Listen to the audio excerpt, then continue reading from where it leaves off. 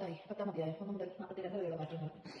അപ്പോസ്തലന്മാരെ അയക്കുന്നു. അവൻ തന്നെ 12 ശിഷ്യന്മാരെ വിളിച്ച് അശുദ്ധാത്മാക്കളെ ബഹിഷ്കരിക്കാൻ എല്ലാ രോഗങ്ങളും വ്യാധികളെ സുഖപ്പെടുത്താൻ അവർക്ക് അധികാരം നൽകി. 12 അപ്പോസ്തലന്മാരുടെ പേരുകൾ: ഒന്നാമൻ പത്രോസ് എന്ന് വിളിക്കപ്പെടുന്ന ശിമയോൻ, അവന്റെ സഹോദരൻ അന്ത്രയോസ്, സബദിയുടെ പുത്രനായ യാക്കോബ്, അവന്റെ സഹോദരൻ യോഹന്നാൻ, ഫിലിപ്പോസ്, ബർത്തലോമ്യ, തോമസ് ചുങ്കക്കാരൻ മത്തായി, ഹെൽപ്പയുടെ പുത്രൻ യാക്കോബ്, തദേവൂസ്, കാനാൻകാരൻ ശിമയോൻ, യേശുവിനെ കൊടുത്ത യൂദാസ് ഇസ്കറിയോത്ത്. ഈ 12 പേരെ യേശു പ്രകാരം ചുമതലപ്പെടുത്തി അയച്ചു. നിങ്ങൾ വിജാതിയരുടെ അടുത്തേക്ക് പോകരുത്, സമരിയക്കാരെ പട്ടണത്തിൽ പ്രവേശിക്കരുത്. ഇസ്രായേലിൽ വംശത്തിൽ നഷ്ടപ്പെട്ടു പോയ ആടുകളുടെ അടുത്തേക്ക് പോകുമ്പോൾ സ്വർഗ്ഗരാജ്യം സമീപിച്ചിരിക്കുന്നെന്ന് പ്രസംഗിക്കുവിൻ. രോഗങ്ങളെ സുഖപ്പെടുത്തുകയും മരിച്ചവരെ ഉയർത്തുകയും കുഷ്ഠരോഗികളെ ശുദ്ധരാക്കുകയും പിശാചുക്കളെ ബഹിഷ്കരിക്കുകയും ചെയ്യും. ദാനമായി നിങ്ങൾക്ക് കിട്ടി, ദാനമായി തന്നെ കൊടുക്കുകയും നിങ്ങളുടെ അരപ്പട്ടയിൽ സ്വർണ്ണമോ വെള്ളിയോ ചെമ്പോ കരുതി വെക്കരുത്. യാത്രയ്ക്ക് സഞ്ചയം 2 ഉടുപ്പുകളോ ചെരുപ്പോ വഴികൊണ്ടോ പോകരുത്. വേല ചെയ്യുന്നവൻ ആഹാരത്തിന് അർഹനാണ്. നിങ്ങൾ ഏതെങ്കിലും പട്ടണത്തിലോ ഗ്രാമത്തിലോ പ്രവേശിക്കുമ്പോൾ അവിടെ യോഗ്യതയുള്ളവരാരെന്ന് അന്വേഷിക്കുകയും അവിടെ വിടുന്നത് വരെ അവനോട് കൂടെ താമസിക്കുകയും ചെയ്യുവിൻ. നിങ്ങൾ ആ ഭവനത്തിൽ പ്രവേശിക്കുമ്പോൾ അതിന് സമാധാനം ആശ്വസിക്കണം. ആ ഭവനം അർഹതയുള്ളതാണെങ്കിൽ നിങ്ങളുടെ സമാധാനം അതിൽ വസിക്കട്ടെ. അർഹതയില്ലെങ്കിൽ നിങ്ങളുടെ സമാധാനം നിങ്ങളിലേക്ക് മടങ്ങട്ടെ. ആരെങ്കിലും നിങ്ങളെ സ്വീകരിക്കാതെ നിങ്ങളുടെ വചനം ശ്രമിക്കാതെ ഇരുന്നാൽ ആ ഭവനം അഥവാ പട്ടണം വിട്ടുപോരുമ്പോൾ നിങ്ങളുടെ പാദത്തിലെ പൊടി തട്ടിക്കളയുവിൻ. വിധി ദിവസത്തിൽ ആ പട്ടണത്തെക്കാൾ സോദോം ഗൊമോറ ദേശം നിങ്ങൾക്ക് കൂടുതൽ ആശ്വാസം ഉണ്ടാകുമെന്ന് സത്യമായി ഞാൻ നിങ്ങളോട് പറയുന്നു. പീഡകളുടെ കാലം ചെന്നായ്ക്കളുടെ ഇടയിലേക്ക് ചവരിയാടുകൾ എന്ന പോലെ ഞാൻ നിങ്ങളെ അറിയുന്നു. അതിനാൽ നിങ്ങൾ സർപ്പങ്ങളെ പോലെ വിവേകികളും പ്രാവുകളെ പോലെ നിഷ്കളങ്കരുമായിരിക്കുവിൻ. മനുഷ്യരെ സൂക്ഷിച്ചുകൊള്ളുവിൻ.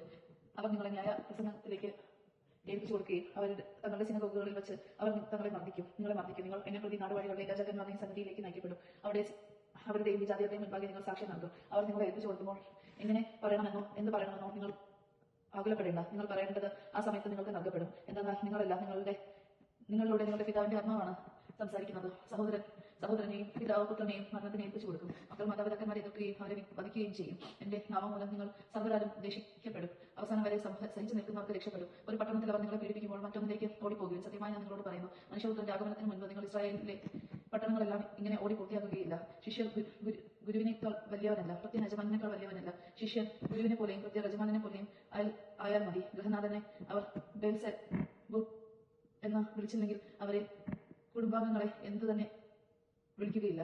നിർഭയം സാക്ഷ്യം നൽകുന്നു. നിങ്ങൾ അവരെ ഭയപ്പെടേണ്ട. എന്തെന്നാൽ മറഞ്ഞിരിക്കുന്നതൊന്നും വെളിപ്പെടാതിരിക്കില്ല, നിഗൂഢമായിരിക്കുന്നതൊന്നും അറിയപ്പെടാതിരിക്കില്ല. അന്ധകാരത്തിൽ നിങ്ങളോട് ഞാൻ പറയുന്നവ പ്രകാശത്തിൽ പറയുകയും ചെവിയിൽ മന്ത്രിച്ച് പുരമുകളിൽ നിന്ന് ഘോഷിക്കുകയും. ശരീരത്തെ കൊല്ലുകയും ആത്മാവിനെ കൊല്ലാൻ കഴിവില്ലാത്തവരായിരിക്കുകയും ചെയ്യുന്നവരെ നിങ്ങൾ ഭയപ്പെടേണ്ട. മറിച്ച് ആത്മാവിനെയും ശരീരത്തെയും നരകത്തിനിരയാക്കാൻ കഴിയുന്നവനെ ഭയപ്പെടുവിൻ. ഒരു നാണയത്തുട്ടിന് 2 കുരുവികൾ വിൽക്കപ്പെടുന്നില്ലേ? നിങ്ങളുടെ പിതാവിന്റെ അറിവ് കൂടാതെ അവയിലൊന്നും പോലും നിലപതിക്കുകയില്ല. നിങ്ങളുടെ തലയിൽ ഓരോ മുടി ഇഴയും എണ്ണപ്പെട്ടിരിക്കുന്നു. അതിനാൽ ഭയപ്പെടേണ്ട. നിങ്ങൾ അനേകം കുരുവികളെക്കാൾ വിലയുള്ളവരാണല്ലോ.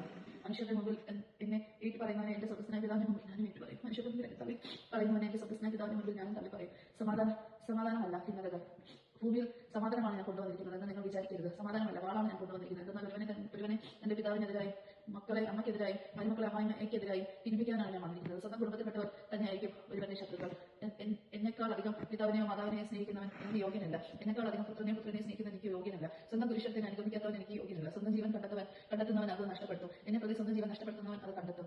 പ്രതിഫല വാഗ്ദാനം: നിങ്ങളെ സ്വീകരിക്കുന്നവൻ എന്നെ സ്വീകരിക്കുന്നവൻ എന്നെ അയച്ചവനെ സ്വീകരിക്കുന്നു. പ്രവാചകനായി സ്വീകരിക്കുന്നവന് പ്രവാചകന്റെ പ്രതിഫലവും നീതിമാനായി സ്വീകരിക്കുന്നവന് നീതിമാന്റെ പ്രതിഫലവും ലഭിക്കുന്നു. ഈ ഒരുവന് ശിഷ്യ എന്ന നിലയിൽ ഒരു പാത്രം വെള്ളമെങ്കിലും കൊടുക്കുന്നവന് പ്രതിഫലം ലഭിക്കാതെ ഇരിക്കുകയില്ലെന്ന് സത്യമായി ഞാൻ നിങ്ങളോട് പറയുന്നു. ദേവജമാൻ നാം കേട്ടത് നമുക്ക് ദൈവത്തെ സ്തുതിക്കാം. ക്രിസ്ത്യാനിക്ക് സ്തുതി.